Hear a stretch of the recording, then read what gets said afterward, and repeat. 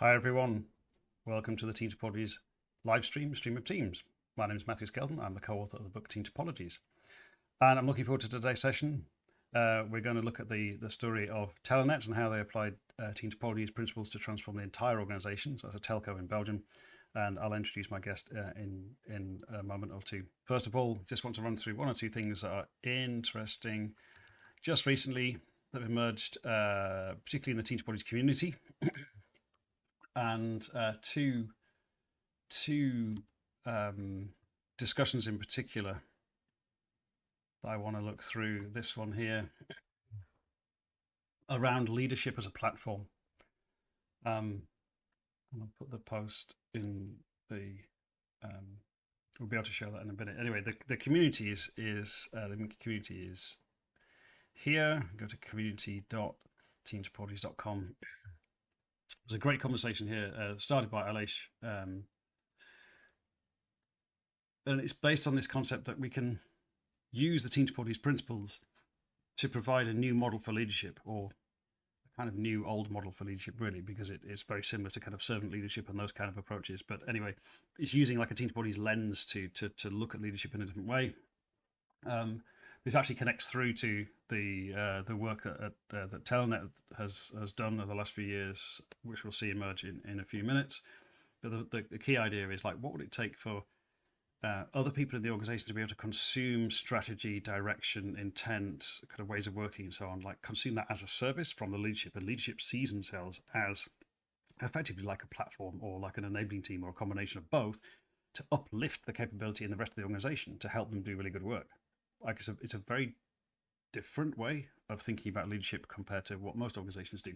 There's a super interesting conversation. So head into the Topologies community.teamtopologies.com and go and seek that one out. And there's one more that I wanted to pick out,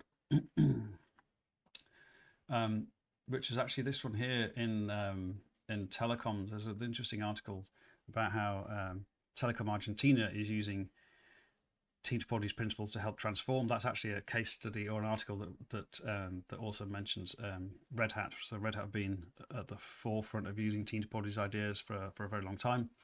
In fact, in the first page of the printed Topologies book, one of the first, I think it's actually the second printed page, one of the quotations is from Jeremy Brown, who was then director of the Red Hat Open Innovation Labs, right inside the front cover here. So that's also worth having a look, particularly for in telecoms. It's related to today's live stream because we're talking about Telenet, who obviously is a telco based in Belgium, and we'll see that in a second. Enough of that for now. I want to introduce my guest, Barbara Arnst. Hi, Barbara. Hello, Matthew. It's great that you're here. Thank you so much. Very happy to be here. It's nice to be here after a few technical hitches that we had a few minutes ago, but we're here now, which is good. All ended well. Super. It all ended well. Exactly. So, so for those of you watching, so Barbara is a transformation leader, but also a lifelong learner. Got 20-year career spanning business and academia. I will stop talking and allow you to introduce yourself. The rest of it. Yeah. Perfect. Yeah. So my name is Barbara Arnst, and I'm currently a VP Agility and Transformation at Telenet. And Telenet is one of the leading telco media groups in Belgium and part of the larger Liberty Global. And at Telenet, I think it's fair to say I probably do what I love most, which is thinking about how we can organize in a smarter and better way in order to just make work more enjoyable and reduce all the sources of frictions that the large corporates often have to deal with.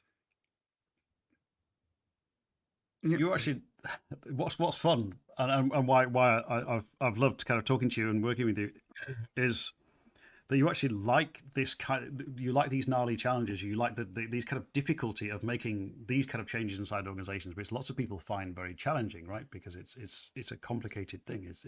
There's a lot involved.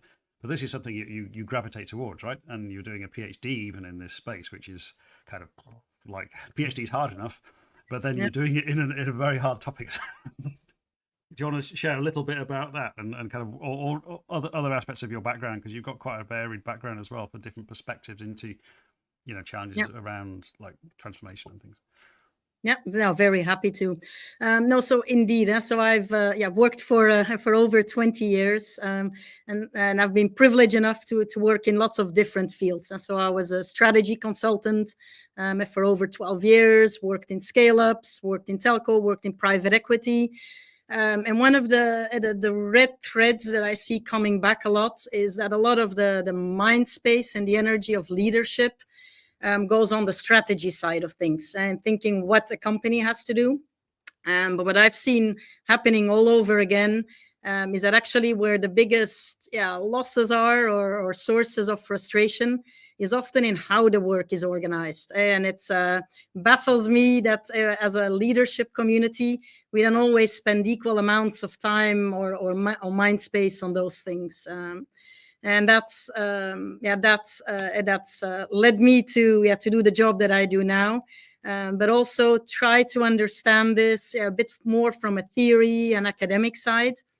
And that's when I jumped into a part-time PhD study about 4 years ago now.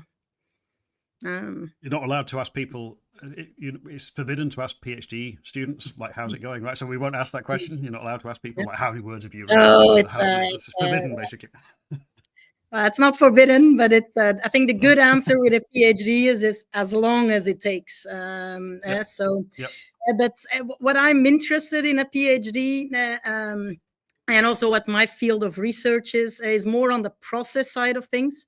So what you find a lot in PhD studies is obviously the quantitative research, looking for correlations between variables. For example, if there's more interdependencies, are the teams slower in producing the outcomes?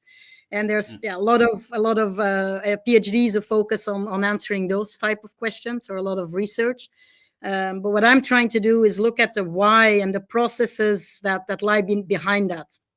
So who in a company is taking action to remove interdependencies, for example, and what's the leadership decisions that leads to one outcome or the other. And I think that's a field that's really under researched, and we still don't know how organizations come about or are the way they are. And that's what I'm studying, and that's a topic that obviously by its nature also takes a long time to get deep into. Yeah, and there's a few things that you said just there which really resonate.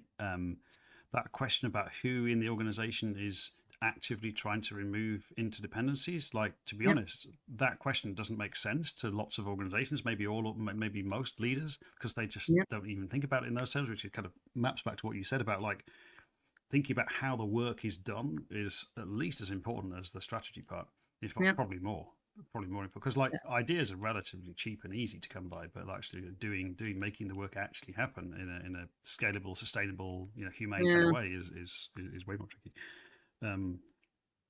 But even just the idea of like there's lots of people who kind of do stuff about the structure of organizations, like restructuring and where things sit and so on, but like that doesn't really, structure alone is not really the path to success. I mean, there's an aspect of structure which influences is how things work, but the stuff that we've seen in the last 5.5 years since the Team Topologies book was published, there's a lot of organizations thinking we can just restructure, we can just come up with a new team structure or whatever it is, and that suddenly will magically make everything better, which it clearly won't. I mean, we say that in the Team Topologies book itself, but it's that there's how we work, there's the interactions, it's interconnectedness, it's the design of, not just the design of the organization from a structural perspective, it's the design of the ecosystem, if you like, the design of how things work on the dynamics of it, which to my mind is like, that's where the challenge is. And this is the area that you're focused on, right? Like, how does this organization actually work? Yeah, it's a bit what we'll dive more into the Telenet story in a bit, I guess. But the big aha that we had after doing quite a few reorganizations is that just tackling the structure side of it won't, as you said, won't solve the challenge that you're trying to address. So we've now moved away from having pure structure discussions. We always try to view the system as a whole. And if we're making changes, yes, there may be, hopefully not too many, but there may be a structure or an org dimension to it. But equally, there's decision rights, there's applications, there's governance flows that they all need to be in sync as well. And I think that's in the complex world today, and in the complex thing that organizations have become, and the pace of change that they need to sustain.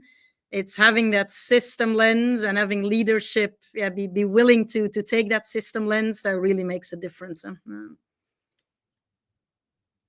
taking that system lens is a challenge to leadership, traditional leadership hierarchies of power, right? So it becomes actually, it needs organizations and leaders and so on who are a little bit more switched on, for whom it's not just about like my power base and that kind of thing. So we've got like more of a common goal across the organization and so on. So like for some organizations, it's just that stuff is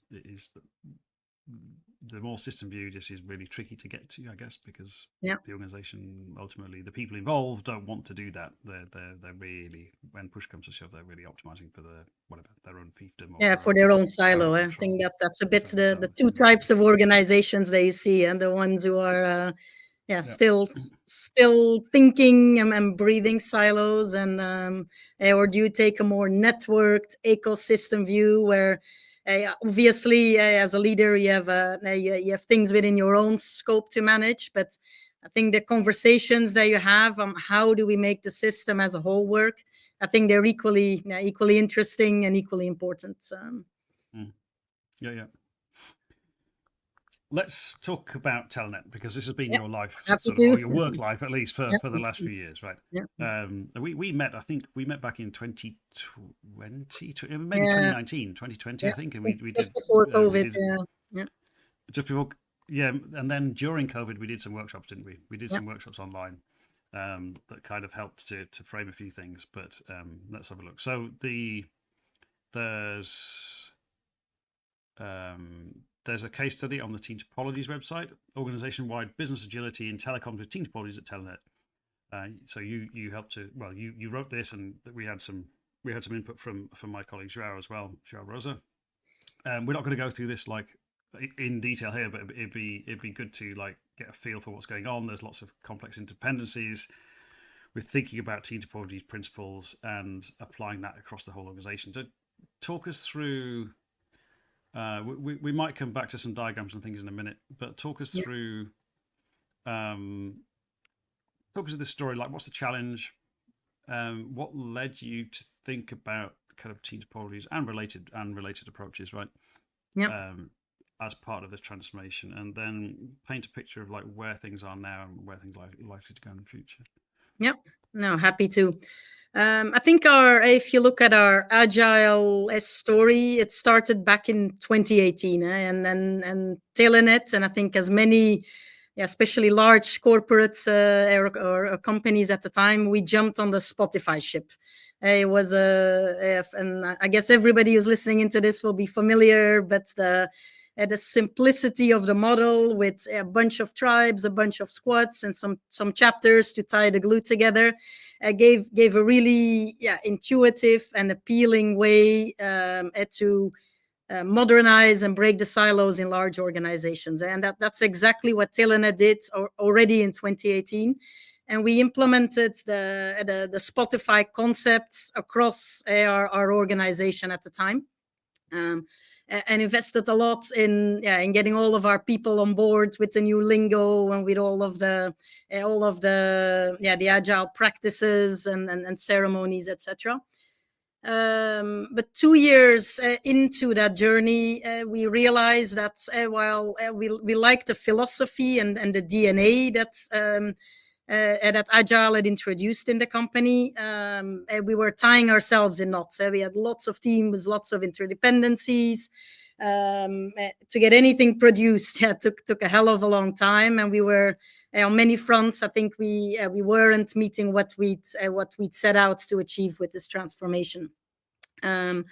And that's at a time when I came back to Telenet, specifically with a mission I couldn't refuse, which was the leadership at Arnst.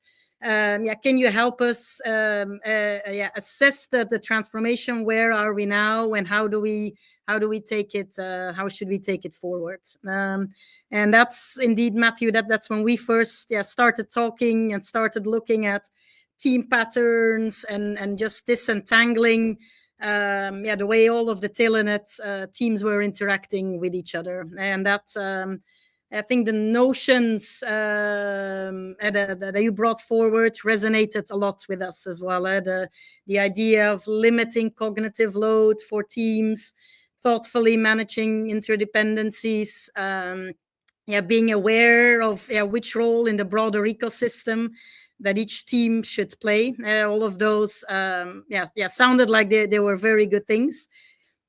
But then what we also quickly realized, and this is where I think the Telenet story is very interesting, is that we could do all those things at the team level, but in fact our entire organization wasn't wired for flow. So even at the C level, so at the top of the company, we still had very traditional silo-based structures. So no matter how many Spotify or team topologies concepts we try to map onto that structure, it was my view we'd keep running into the same problems. And there, so that was I think that was a big aha moment. So we parked the team side of things. And then together with the team, we said, let's take a step back and let's look at how we're organized as a company as a whole, and see if we can actually apply some of the team level ideas, but elevate them to an enterprise level. And that's it started off as an interesting, I think, theoretical thought exercise. And so, and we'll might show a few of those, but we came up with different types of tribes. Different. This diagram is where you are now, isn't it? This is the sort of reality, or at least end of last year. But this is actually it we have to explain it a little bit, but there's some super interesting things in here. So for those of you watching the live stream, the boxes in yellow are kind of like value streams that are sort of externally facing. The boxes in blue are sort of like internal facing value streams, kind of what we call a platform. And then the purple bits are kind of enabling teams, so they're to uplift the capability and detect capability gaps and things like that. But what's really interesting here, I mean, talk us through in a sec, is that each area is kind of self-contained, and each area does a bit of both. And there's something really interesting in terms of the leadership dynamic. So zoom out a little bit. We've got like 6 leaders. They don't look exactly like this, but I put some faces on here for the sake of it. Comes close, I would say, some of them. Is it come close, right? Okay. There's a particularly interesting thing about finance as well. Like, talk us through this and what it really means in practice for the behaviours, particularly for the behaviours of the leaders. I think that's the really interesting thing for me that's come out of your journey here. Yeah. So each block on here is in a traditional organization would be a department. So each of these a team of team tribe constructs, they're called in Telenet. They're probably, imagine 150, 200 people within each of the blocks. So like an area like this, right? No, even within the block. So this the circle that you've drawn, and that's what we call circles. There's probably close to 800 people in that circle alone. And each of the tribes is a combination of different teams, anywhere between 6 to 10. 6 to 10 different teams, so leading up to 100 200 people. So they're There's big. A diagram over here, isn't it, that looks a bit like this. I think this is so that would be one of these. It's like fractal, isn't it? We can keep zooming in, we see the same patterns. We can zoom out, we see the same patterns. Self-similar. Someone pointed out that this looks like broccoli. If you look, like broccoli. If you look at broccoli, it looks the same. It's like a tree structure, effectively. It's just so you can keep zooming in, and it looks the same thing. Anyway, that's good. That's what we're talking about. Your new logo coming up for Telenet. Broccoli. The broccoli. But so this, we've got about 800 people inside a circle. Yeah. But this is our org chart. And I think the cool thing that we've done at Telenet is we've applied the pattern thinking also at the enterprise level and at the highest level of the org chart. And so we would expect that the VPs who head each of these tribes, and all of these, I think close to 40 blocks on here, they're all tribes in the company. They have a different role to play. So the yellow guys, they're what we call the customer tribes. So they're responsible in a value stream like way for delivering a concrete customer output. So we see the fourth guy on the top there is the billing experience tribe. The one underneath there. And in a telco, billing, well, probably in any company, but billing is a complex beast. We have a big complex billing engine that needs to run. It sends out bills every month. There's loads of customer frictions at different points. There's an app where you can consult your bill. There's lots of innovation in the space. And all of that, all of those accountabilities and all of the people who work in all of those aspects of the bill are grouped in that one tribe. And it leads to an interesting, I think, behavior change, because that's why you're asking, Matthew, is now we have a Mr. Billing at Telenet. And he will have the hats of maintaining the billing platform, making sure it's secure, taking it through all the roadmaps and leading the innovations. But he also has a customer hat, because the customer complaints also come into a team, into that tribe. He also has a forward-looking innovation hat, thinking about partnerships that we can do with external parties around the billing space and start to monetize around that. So it's is it fair to say that it's almost like a little enterprise in itself, a little micro enterprise around billing? Is that fair? Yeah. So that's the way we're thinking about it. So that it's one unit of all the experts and everybody or anybody who's got anything to do with billing in the company.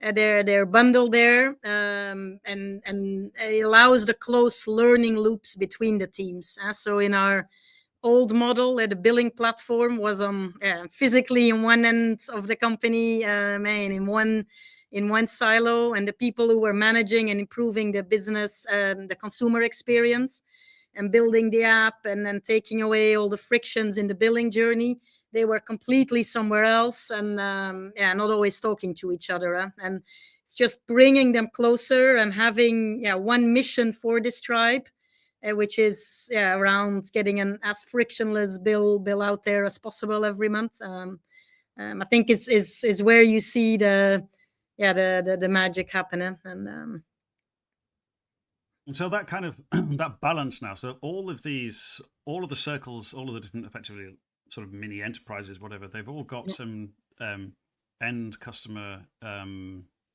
of things to think about and build and do, apart from finance, which we'll come back to in a minute. So we've got this balance of direct to customer and also some supporting platforms. So we're kind of wearing different hats. We're thinking about the multiple different dimensions of that same sort of set of business challenges or meeting a similar set of needs.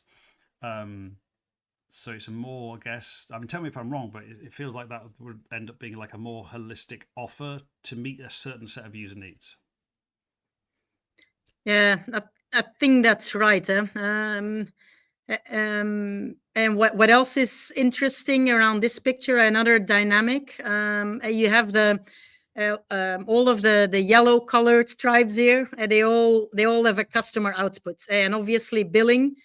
It's important and it's kind of standalone, but it doesn't happen in isolation. There needs to be a product. There needs to be somebody who joins Telenet, who joins the company. So the lifetime of moments, and they all need to collaborate together, the tribe leads of those.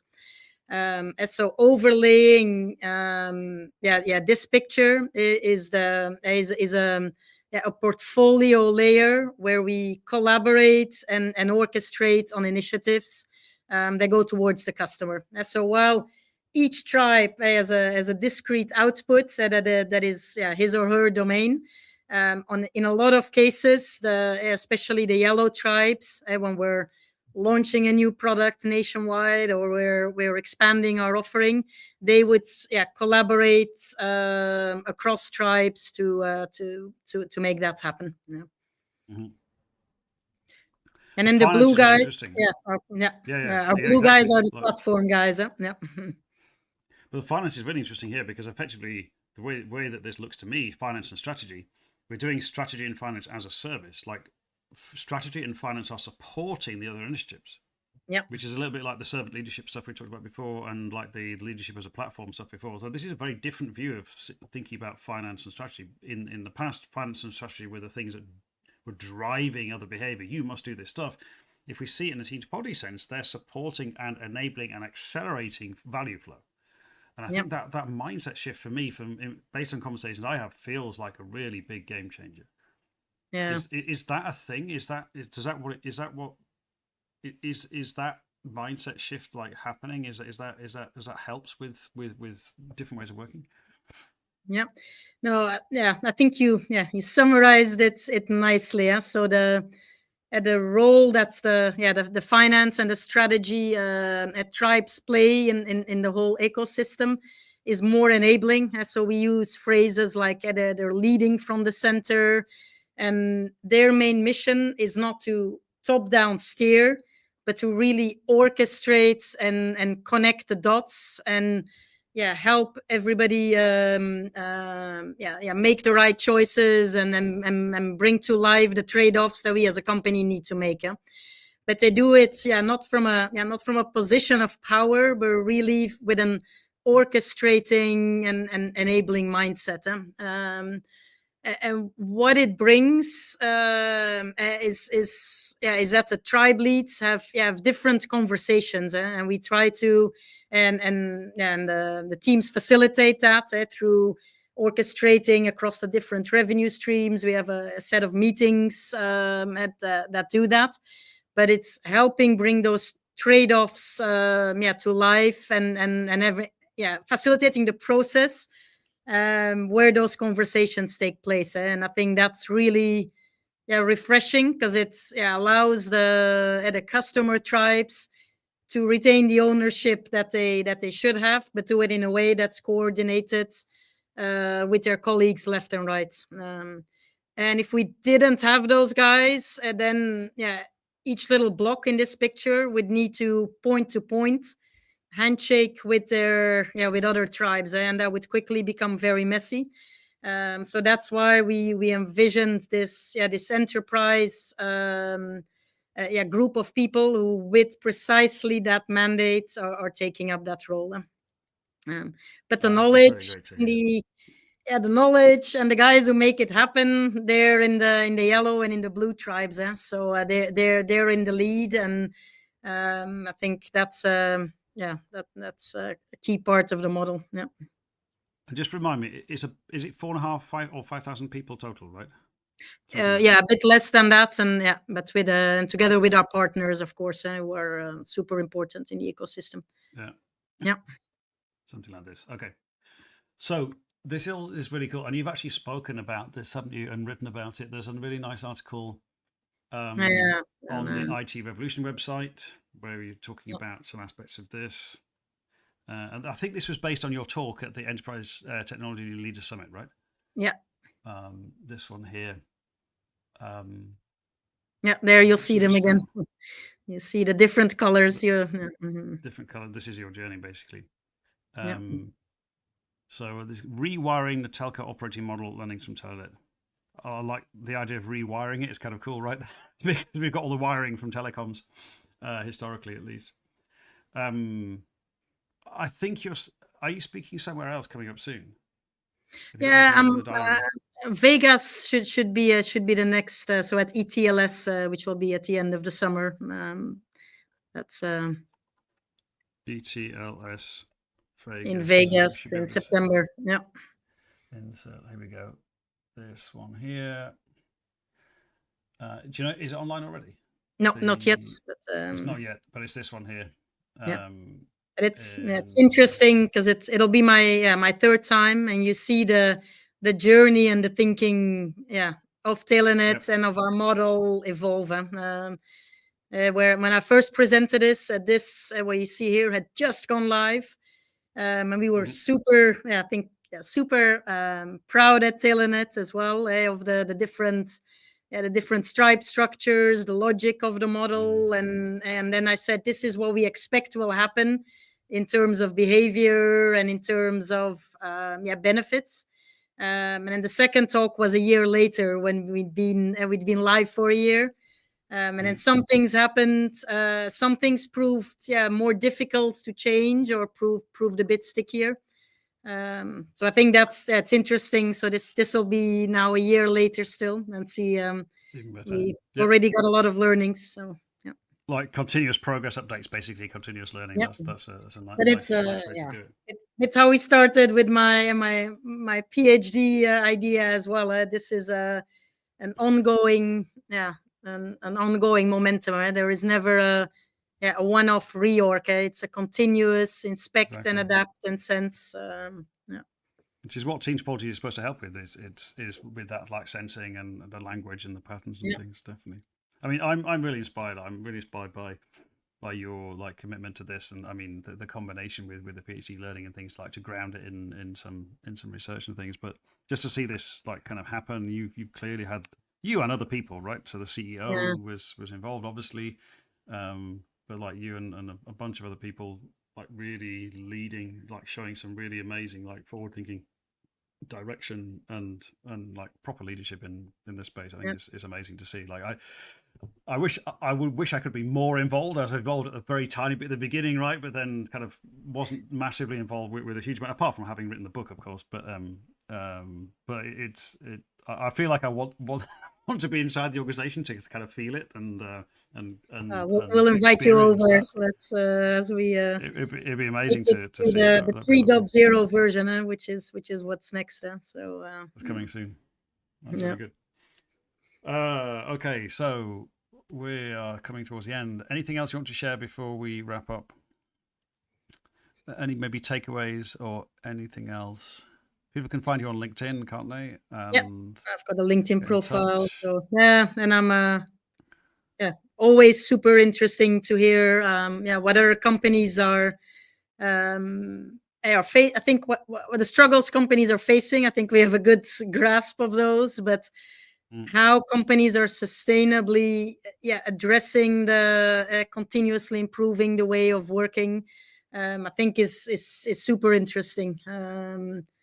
And it requires the leadership commitment to putting this at the top of the agenda and taking the organization along with it. And I think that's probably my biggest learning over the last year is slow everything down. Just like you have cognitive load, which is one of the reducing cognitive load, I should say, as one of the drivers for the team topology patterns. I think we've applied that same relentless focus on reducing cognitive loads also in how we manage the change and the transformation.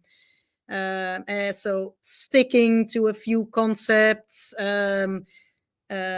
managing or slowing the pace down of when we introduce them, focusing on the role of the ambassadors, and who does what in that, and then how it gets scaled.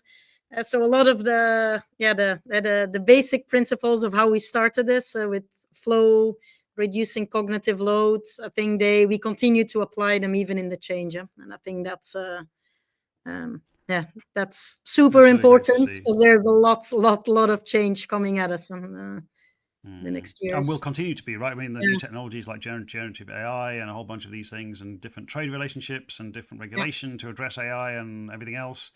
Perhaps a changing trade relationship with the United States. Who knows what? There's all kind of things that are continuously going to be hitting us, and we need to be able to adapt on a continuous basis. Yeah, and if you try to do that, it's my firm belief at least, but if you do that in a program basis, then it doesn't work anymore. So it needs to be embedded in the fabric of your organization, and then people like my team who have real skin in the game, or the strategy team who then embeds it in the business logic and of what everybody does. If you have that, then you're well placed to do it, but it requires a bit of thinking of how you fit that in. It's like how people live and breathe inside the organization effectively. Like it becomes part of how we, like the DNA, like you said before, like how we actually go about doing things. What's our mental model for having conversations even, and making decisions, and just detecting when something doesn't work or deciding what to do about it, and all of that stuff feels. Yeah, and having a place to address it rather than just talking about it at a coffee machine. So that's exactly. I think is super cool. Yeah. Exactly. Okay, thank you so much. Really appreciate it. I'll just share my screen again a tiny bit. So if you want to find out more, read the Telenet case study. You'll actually find it if you go to teamtopologies.com/Telenet. We'll actually redirect you to the right place, back to there. And then you can go and follow on with watching some of the story of Barbara talking about it at ETLS, and there's the article on the IT Revolution website, the publisher of Team Topologies book, and a bunch of other books too. And there we go. So please, just before we finish, don't forget the Team Topologies community, very vibrant, lots of stuff happening. This is where we're gathering everyone together. So I'll just put the link on the live stream. We are planning some more engagement on there, including cohort learning and other kinds of online learning community-based activities around this. So, for example, learning more about the transformation story at Telenet, there might be an opportunity to come together and discuss that in more detail there as part of the community. So please sign up, community.teamtopologies.com. To everyone who's on the live stream, that'd be great. And it just remains for me to say to Barbara, thank you so much. Really appreciate it. It's been great. Yeah, thank you. Amazing story. Congratulations and thank you. And I'll take you up on that offer to come and visit. I would love to do that at some point soon. Cool. But thank you for having me. It was no problem at all. Great. Happy to have been here. Thank you. Thank you. And thanks everyone, and see you next time.